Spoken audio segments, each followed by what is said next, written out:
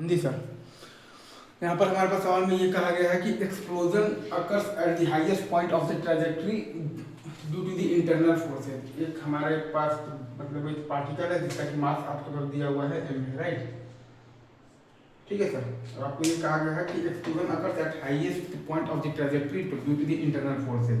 ठीक है, और वो एक्सप्लोजन के बाद हुआ ये है कि lighter mass comes to the rest, lighter mass comes to the rest. तो हमें बताना है कि find the landing position of the heavier mass.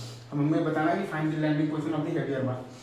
तो F net external is equal to m into ACM होता है ना, ACM is equal to F net external by m होता है, F net external is equal to m into ACM होता है। तो internal forces से सेंटर ऑफ मास की मोशन पर तो कोई फर्क आपका पड़ने वाला है नहीं, सही है। इंटरनल फोर्सेज के वजह से सेंटर ऑफ मास के मोशन पर कोई फर्क पड़ने वाला है नहीं।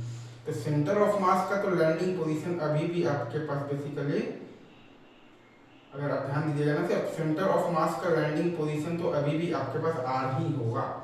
सेंटर ऑफ मास के लैंडिंग पोजीशन अभी भी आपके पास आर ही होगा, सही है।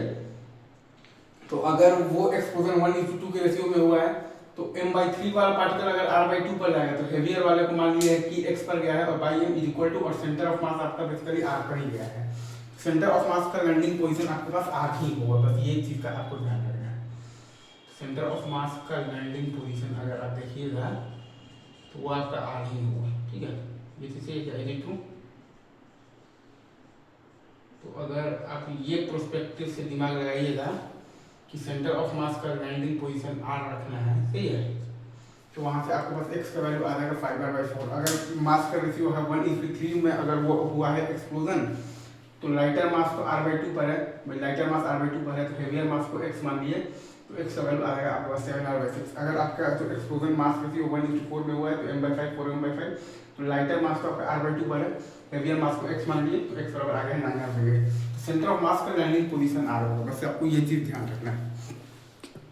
आपको क्या ध्यान रखना है कि सेंटर ऑफ मास का लैंडिंग पोजीशन r होगा, इजी।